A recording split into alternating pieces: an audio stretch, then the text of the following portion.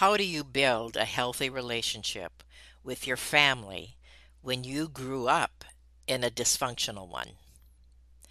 Are you ready to create that life and family you dream and desire? Would you like to know how to break off generational dysfunction? Then you do not want to miss today's interview with Phylis Mantelli. Have you ever felt like giving up, quitting, throwing in the towel? Welcome to Never Ever Give Up Hope featuring Carol Graham. She's an author, health coach, and motivational speaker. Backed into a corner multiple times in her life, Carol shares with you stories on how she overcame some of the toughest obstacles a person can go through in life, but refused to give up hope. Rather than admit defeat, an opportunity was presented, and it involves each and every one of you. Carol will feature spectacular guests who will share their messages of hope, encouragement, and their inspiration to prove why life's adversities only make you stronger. And now, welcoming the host of the show, here's Carol Graham. Phylis Mantelli is the author of the book Unmothered: Life with a Mom Who Couldn't Love Me. She is a coach, a mentor, a speaker, and passionate advocate for helping women break off generational dysfunction. Phyllis, this is something I believe everyone needs to hear. As I was going over the notes that you sent me, I was thinking of many different scenarios and that people would relate to and in reading about your story. So I'm excited to have you here today and welcome to Never Ever Give Up Hope. Thank you. It's so good to be here. So let us start with your story, the roller coaster journey of life with your alcoholic mom. Right. So, the roller coaster is a good word for it. Um, I grew up with two parents who were very dysfunctional, and I grew up in a pretty violent background. Just to give you a little example, Mm-hmm. when I remember being about 4 years old, and my mom and dad started screaming at each other in the kitchen, and my mom was pointing a knife and aimed it towards my dad's heart but missed and hit his arm, and I think my face just probably dropped, and I remember my dad turning around and looking at me and just pulling the knife out and saying like, "It's okay, honey." And that was kind of like a Tuesday, and it was just like no big deal. And as a child, when you grow up seeing those traumas and then they're uh, put off as just normal situations, your life becomes normal that way. And so my mom would go out and drink during the week and then come home and they would fight. My dad was a long distance truck driver, and so he was gone most of the time. And the most important thing in my life that really changed the trajectory is when I was 8 years old. I was walking home from school. My brother was behind me. I was talking to a new friend, and she looked up and said, "Why is that truck in front of your house?" And there was this big moving van with two men Mm. carrying my couch out. And my mom was inside, like barking orders, and she said, "We're leaving." And I just kept asking, "Where's my dad? Where's my dad?" And she wouldn't answer me. And our life changed that day because we met Mm. a stranger at the park who then became my sister's father. And so the backstory is my mom was having an affair and she was Mm-hmm. pregnant. Mm-hmm. And my sister is half Japanese and Filipino, and so she couldn't pass that baby off as my father's, and so she literally kidnapped us and took us to the next town. But there was no phones or computers or anything. It was the 60s. Right. And so it took my dad 3 months to find us. And so growing up in that kind of toxicity, and then my mom went on to be with other men that were violent with her. And so we just grew up like thinking that was a normal Right. thing. Right. And it wasn't, but but you start like learning these behaviors that you think on the outside don't feel right, but it is your life, and so you pick up on those bad behaviors. And I just really kept looking at my mother kind of side-eyed, like, what is wrong with you? Because I knew in my heart that that wasn't right, but she was my mother and I loved her. And so I just Yes. kept trying to work through those situations. Basically, when you start watching your mother repeat the same kind of dysfunctional mistakes, and then also like being really absent for us. Everything was about her. She was super narcissistic. I believe she was bipolar. So she was there very up, up, or down, down. There was no middle day. So you kind of came home from school not knowing, you know, Dr. Jekyll and Mr. Hyde, like, who is she Hmm. today? One day she's baking cookies and, you're like, oh, it's a good day. She's calm. And then the next day you come home and it's like all of your things are thrown out of the drawers, and we didn't fold the clothes right, and so we had to refold everything, and just those kind of things. As teen years started to hit, I just really started rebelling, of course. And so I really didn't want to, one, take care of my sister anymore. I was becoming kind of the sub mother for her, and also kind of picking up after my mom with all of her craziness going on, and it just became exhausting for me. I started slipping in grades and in high school. I just couldn't concentrate. And then, of course, at that time, it's the number one thing that every kid from a broken home or any kind of toxic relationship with their parents is, you start repeating the same thing. So I got introduced Right. to drugs and drinking, and I just started doing that and just kind of, I say, living a survival life. I was just trying to survive. And so by the time graduation came, I was short some credits, and they said, well, you can't walk with your class. And I just said, I'm gone. I'm out of here. And I just started living my own life, but I was just living it with white knuckles, is what I like to say. Mm-hmm. And then my mother became homeless during that time, and so she was in and out of my life, and just a lot of things were happening with her. She had my sister taken away from her. She kind of just gave up on stuff and kind of went into her own dysfunction and deeply. And so there were times when I just told people she was dead because I just didn't know how to Oh, explain wow. who my mom was and why she wasn't in my life. And so that can really mess up with a young girl's mind. And so I kept searching for love through men, not realizing that I hadn't really loved myself and really known what my worth was. And so I just kept falling into these relationships. And at 25, I decided to get married because everybody else was getting married. And I just thought, well, Hmm. it's time. And I just literally picked like this person that our families had known each other for years and years. And I thought I knew him, but I really didn't. And so, he was nice and we got married. And then I realized like we were not on the same page on a lot of things. And we separated after like 6 months. But then I found out I Oh was my pregnant. goodness. Oh my word. And so then I thought, well, so in the back of my mind, I had had a little bit of religion, growing up. And in the back of my mind, I'm thinking, well, maybe God wants me to have this baby and be a good mom because I always had a dream of when I become a Hmm. mother, I'm going to be a different Hmm. kind of mom, and I'm going to be the most loving mom that I could be. Went back to that husband, had my baby boy, and 3 days after he was born, we discovered that he had congenital heart disease and he Oh. had to have open heart surgery. And he was transferred to Stanford Hospital. And so, with that, I learned that there were a lot of things that, as you look for something in a spouse, that one of which, like, they need to stand beside you. My husband kind of went into his own shell and he couldn't really deal with this hard thing, and he kept saying, you're a survivor, you've dealt with all these hard things in your life, so you have to make these decisions.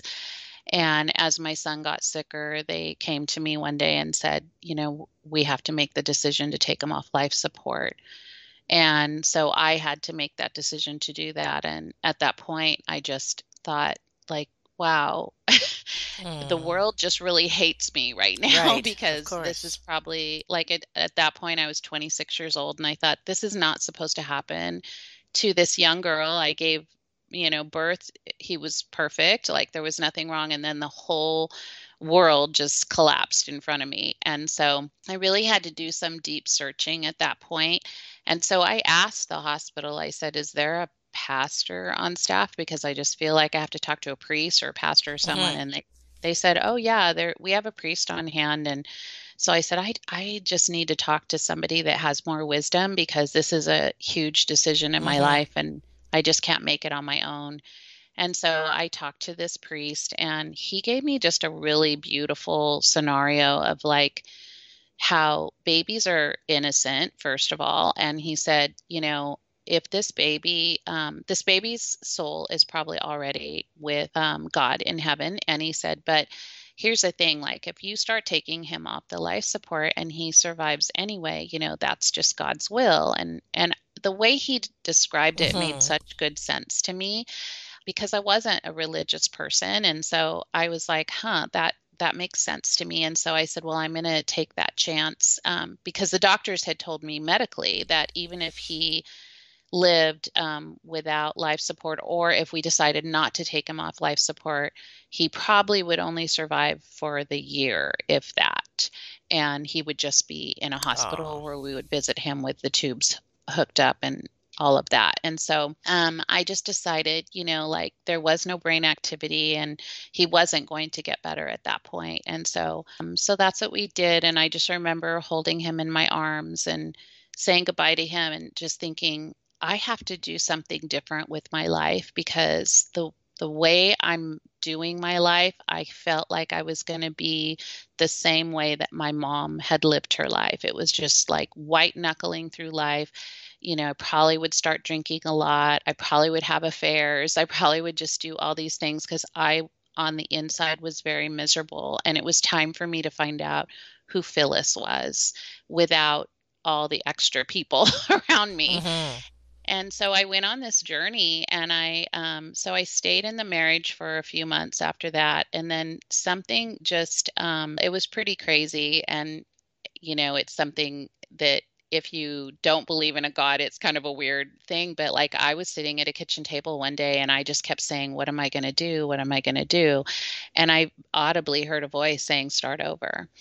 And I thought someone was in the room and I was like, what is going on? I went outside. I was like, there's nobody here. Like, what was that? And something inside of me was just like, you need to do your life different. And so I wrote a letter and I told my ex-husband now, I just said, I just think it's time to go and I'm not coming back this time. Please don't ask me. And I called a friend and I said, I don't have a job and I don't have a place to stay and I just really need to start my life over. And she said, oh, we're hiring at my job and you can sleep on my couch for 3 months. And I was like, whoa, this is crazy. And No so, kidding. yeah, so I just started over and I just started really thinking more in depth of like really journaling a lot at that point and saying like, what are the things I want out of my life? What is a good life? What is a calm life? What is a happy life? And what kind of men am I actually going to look for when I start looking down that journey for a serious relationship? And I met my now husband that I've been with for 33 years. I met him that later on that year, Oh, actually. wow. That Yeah, quick. Wow. that quick.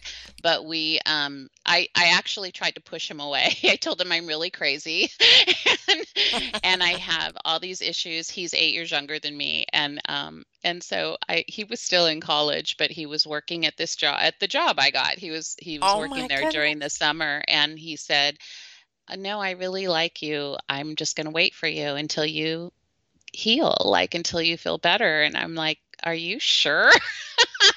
So it was pretty crazy and we laugh about it now, but we walked a hard road together too. And we dated for 4 years because I really, my one thing was is I told him I never want to go through another divorce again. Like, marriage is very sacred to me. No one in my family has ever had a successful marriage, and that's including siblings, cousins, parents, like no one. I had nothing to look at for that, and I really wanted to do it differently. So I just started really making a conscious effort to take care of myself first and be independent in that way, and then allow somebody else to come in and share with that. And yeah, we got married 4 years later. Everything was great. We had our first baby, and my mom came back in my life, and she had broken a hip, and the hospital called me. And so for the next 16 years, I took care of my mother through her illnesses and things Wow. while raising my children. And at 35, I became a Christian. I was pregnant with my second daughter then, and I just felt like I needed to thank somebody more for my life than just me. And so my friend showed me this different kind of church. I was raised a Catholic, and I was like, I don't know if I want to go back to that. I love the faith, but I just don't know if that's the church for me. And so she sent me to a non-denominational church, and again, felt that beautiful feeling, like this warm, can't even explain it. It was just like, I'm home. And so I just never looked back. Well, and the first thing of faith is I came home so excited. I told my husband, and he said, "That's great, honey, for you. I'm not going." And I was like, "Wait, what?" And I was so mad at God because I thought, how could you do that to me? I had a perfect marriage, and then now you're telling me we're on different pages. But it's funny because that's what faith does, is it grows you in supernatural ways. So like, it's not just worldly of like, well, this feels good, I'm going to do this. It's like, can you stretch yourself in a different place Hmm. to really know, like, hey, I'm going to test you a little bit and see, like, do you really believe in me? Do you trust me? And so I did, and I brought my kids. People thought I was single, and I was like, no, my husband's at home. And so I would bring my kids to school, to church, and sometimes they didn't want to go into the classes, and so they'd say, let's just go home. And I'm like, nope, we're going to sit on the grass because on Sundays this is what we do.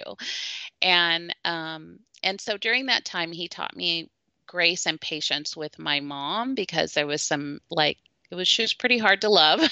There was some really hard issues going on, but he taught me how to set good boundaries with her and also love her at the same time, which is really a skill. Wow, that was incredible because I have a dozen questions and I believe that the audience does too. We are going to take a very quick 15-second break, and when we come back, we're going to talk about a few things. One is how to change our mindset towards our families, and another is how do you learn to love people unconditionally in your family, and then a lot more that we're going to talk about as well. So just hold on, we'll be right back. Carol Graham would like to show you the path from misery to miraculous triumph in her fast-paced memoir, Battered Hope. She relates her determination to succeed as someone who experienced one horrendous nightmare after another: gang raped and left for dead, loss of a child, husband falsely imprisoned, and cancer. Nothing could break her tenacity or faith. No matter what you face, heartache, loss, suffering, or injustice, Carol will illustrate how she became a victor the same way you can. The secret is to never, ever give up hope. Order your copy at Amazon or batteredhope.blogspot.com. Today I'm speaking with Phylis Mantelli, who is the author of the book Unmothered, Life with a Mom Who Couldn't Love Me. She has, at the top of this broadcast today, shared an incredible story. And if you have been listening, you will probably be sitting on the edge of your seat to see how this woman who has been through so much was able to turn not only her life around, but to help others do the same thing. So we're excited to hear from you, Phyllis. First of all, how do you love someone in your family in particular unconditionally, and what does that mean? Well, it sounds really pretty, but it's actually really hard. And so I just want to preface that because I do have clients that, my mom passed in 2007, and I'm really glad for the journey. But I know a lot of women that are dealing with hard mom issues right now, and they're Mm, like, "Oh, Phyllis, it's so hard to love her." And so part of it really, I would say the very, very first thing you have to do is set a boundary around it, because a lot of times when you have moms that are difficult or are narcissistic or have any kind of like a dysfunction, maybe, maybe they are bipolar or something like that, really hurt women, you have to just understand where they come from. So one of the things that I like to do is dig back through people's history and let them know like the reason why they are the way they are, because I think when you can understand where they came from and why they are the way they are, it helps you have a little more empathy for them. Not that you have to give in to the way they are, but just understanding it a little bit more releases kind of that bitterness from you of, that for a long time I was really bitter and angry at my mom. mm, Like, why is she like this? And why did I get stuck with this mother? But when I started looking into her past, my mom was unmothered when she was 9 years old. Her father took her away from her mom, all the children, and he was highly abusive to her. And so she was just really hurt. Like she just had a really hurt heart. And so when I say in the second part of my book, Life with a Mom Who Couldn't Love Me, it wasn't that she didn't love me. I want to really emphasize that. My okay. mom did love me. She just couldn't love me the way a healthy mom could love me. And I think that's the difference, is that you may have a mom who just isn't capable of loving you completely. And so there just has to be a lot of grace with that, and with really healthy boundaries to know when it's time to go in and help and when it's time to step aside and hold your own and keep your own property fence line to say like, hey, this is my family here. Like, you're going to have to deal with your issues. That's not my issues. And I think you can do that in a loving way so that you can help grow in your family, but also not get stuck into their past, because they will just drag you into their toxicity. So, like, one of the things with my mom is she would get really anxious around holiday time. And when I started creating this really beautiful family with my girls and my now husband Mm-hmm. and all of that, I wanted to bring her in and share with that. But what ended up happening is she would get very high anxiety to be around like my husband's family, because she considered them like more upper Mm-hmm. echelon than her. And so she would get insecure. So she would drink, and then she would come, and then she would create chaos. And so one year she made my older daughter cry, which she doesn't even remember it at the time. I remember it because it affected me. It traumatized me Mm-hmm. again. And I said, I don't want that. I didn't raise my girls the way my mom raised me as a child. I speak um, like healthy things into my kids' lives, and she didn't do that. She always talked negatively. And so I decided after that Christmas, I said, listen, Mom, instead of just screaming at her and getting mad, how could you do this? You ruined my Christmas. I was really angry, but I just took her home and I said, we're going to talk about this later. And then the next day I went over and I said, what I'm going to do is I said, we're going to have Christmas Eve at my house. And then I'm going to bring you leftovers and spend time with you Christmas Day. And Wow. so that way she got all the food and and she got to spend time with me and things like that. But she didn't have to come to a party that she wasn't Mm-hmm. Mm-hmm. comfortable Right. coming to in the Yes. first place, right? And so she had kind of a sad look, and then I saw this look of relief on her face, and I thought, oh, it's so funny how we kind of force Yes. families Yes. to do things, but really, like, if you take a step back and see what they can handle, you can really, like, if your mom is being difficult in a certain setting, maybe take her to a different setting, and meet her somewhere else so that it's a neutral setting so that you can actually have a conversation. Or maybe you have to take a time out and just not talk to each other for a while too. That's okay. Like there's just different things that you can do to show love and graciousness with your parent, or, any parent really, but your mom, to really do the day-to-day things that are a little bit different than just doing the same old, same old. Tell us about your coaching, what you offer. I think you basically are leading into that right now. And Yes. what you offer and what to expect, etc. Yeah, so I have my coaching is patience and grace coaching. I took it from the two words God gave me one day when I was really mad at my mom, and I said, "I have none of that. Why are you giving me those two words?" And years later, my daughter was walking down the aisle and those two words dropped in my head and I just started bawling. And so I named my coaching Patience and Grace Coaching, because it's really the patience and grace of life that can bring you to a really beautiful place. And so I walk them through 6 weeks of just those kind of things. So, like breaking off generational dysfunction, setting good, healthy boundaries, finding a good path and walking through it. Finding good mama mentors, because that's really important. If you haven't grown up with good moms, you need to find some good moms that can show you how that's done in a healthy way. And then leaving a legacy. What kind of a legacy do you want to leave when at the end of the day, if, like, you leave this earth, what do you want people to remember you for? What do you want Hmm. your family to Hmm. remember you for? I want my grandkids to know, like, my grandma was there for me. She prayed Right, for me. right. She played with me. She was happy. She showed me these traditions. I want to leave a good legacy for them. She showed me how to be a powerful, strong person. And so I think that's really important. Those are things that we didn't get poured into us as kids. And so I ask them certain questions. They have a little bit of homework, and then it just kind of like pushes them to another area.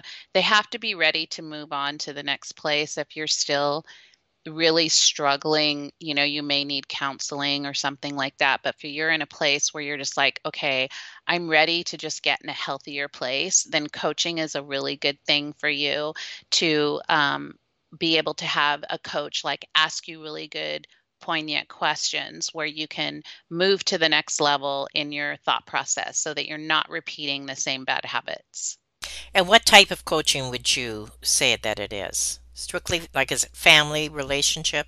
It's mother daughter. That's what I specialize in. Okay. And your book. Tell us about your book. Yeah, well, the book came out at the end of 2019, and it is a memoir. It does go through the story of, like, my life changing at 8. I do tell that's the very first chapter, is telling that story of being taken away from my father, and it leads me through the journey of walking with my mom through her illness. She died of dementia, and so that was a whole different thing Hmm. when she started developing those kind of habits of repeating things. She was in an apartment building, and she was they get up at night. They tend to, like, come alive at nighttime, and so the neighbors were leaving notes on the door, like she was banging pots and Oh, pans my and things word. like that. Yeah, so it's a really, anyone that has a parent that has dementia or Alzheimer's, it's a really rough road, and I my heart goes out to them, because it is not easy to watch somebody lose their mind. And my mom didn't recognize me towards the end, which is heartbreaking. And so it shows just the journey with her, and then also raising my girls. My girls are adults now. My youngest is 28 and she works for me, which is amazing. And then my oldest is 32 and she has two beautiful children. She made me a grandma. Hmm. And being able to have these kind of relationships with my daughter, it's like I broke the chain. Yes, And yes. that's my legacy, is like I broke the chain. Like, this is not going to happen anymore. And the thing that gives me the most joy is when my oldest daughter calls, and she'll FaceTime me several times a week, because my granddaughter wants to talk to her Fifi, which that's my Yes, grandma name. yes. And so Oh, she's like, she just has to see you and she wants to be with you. And the fact that she trusts me to be with yes, this child yes, is like, yes. it's a testament, right? Because I Hmm. didn't get to do that with my mom. So That was beautiful. Thank you. You also teach people how to write their stories. Tell us a little bit about that. And is it a program or what do you offer? yes, that's like my one of my favorite things too is I have a program, I have a course called Memorable Memoirs, and all of these things are on my website, Phylis Mantelli. And so I have a 4-week course that they can take, and it's really digging into, first of all, are you healed enough to tell your story? I would say that's really the most important question to ask Good first is point. that, Yes. yeah, you don't want to be telling your hard story if you're still in the middle of your hard story. It's the same with speaking. Like, you can't get up there and start talking about your story and you start bawling. Like, there's a difference. You can, it's like, whoa, you're not healed yet. Hold on. But there's a difference if you get teary-eyed, of course, like you can put yourself back in that situation. Like, I can talk about my son and I'm okay because it's been 37 years. But if I touch upon certain points, like being in the hospital, if I settle my body kind of goes back to that Right. place, I can get teary-eyed about it and I'm okay with that, but I can pull myself out because I've Yes. healed from those Yes. things. Like, it's okay to show that emotion. So I think the same thing with your writing is, you don't want to, first of all, you don't want to hurt people that may still be around, and you have to be really careful about not really bringing other people into your story that may not, they might be offended or they just don't want their story being told. So those are things that we talk about. That first little part of the course is just to make sure you're healed from these things and that it's a safe story to tell. And there was a lot of different people in my story, but the core of the story was about the relationship between my mom and I. And so since she had passed, like, that was a safe story to tell. But I changed Hmm. names, and Hmm. even, with certain, even with my ex, because people outside of my community won't know who they are. And so I wanted to protect those people. And so also just learning how to find good hooks in the story. So you always want to start your story where people are going to go, oh my gosh, what's going to happen next? And so learning how to do that is like amazing. And if you have really good writing skills, or if I can help you find the hook in your story, it's going to make people want to read more than the first chapter. So well stated. So well stated. Thank you so much. And I think that you have not only been informative, you have been inspirational. I don't use that word loosely. You have been definitely motivational, and you have also presented a challenge. So I hope that not only will people buy your book, they will check out your website. They will, if they need, either in the area of their relationships, go into your coaching program or learn how to write their own stories or memoirs. There are so many memoirs out there. You read a page and I'm like, do I really want to read this? Yeah. And as a interviewer of people who mostly write memoirs, I mean, you really have to, as you said, you have to hook them, Hmm. and they don't all start with the day I was born, you know. Right. Yeah, we don't need the whole story.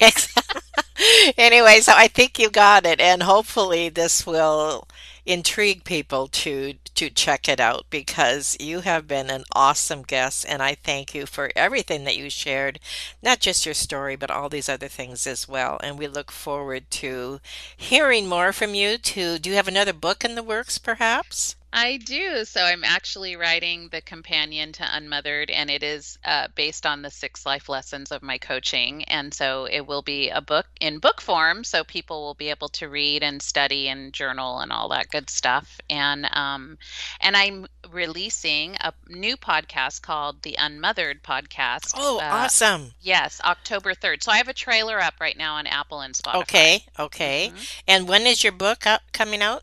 Hopefully next year. I don't have an Okay. exact date yet. Okay, okay. Still working on All it. right. Well, we'll be looking, and we'll have you back after that book comes out. So you make a Great. note I in would your love calendar. that. Okay. Absolutely. Okay, I All will. right. Well, this has been wonderful. I thank you for being on Never Ever Give Up Hope. Is there anything you want to say in summary, conclusion, whatever?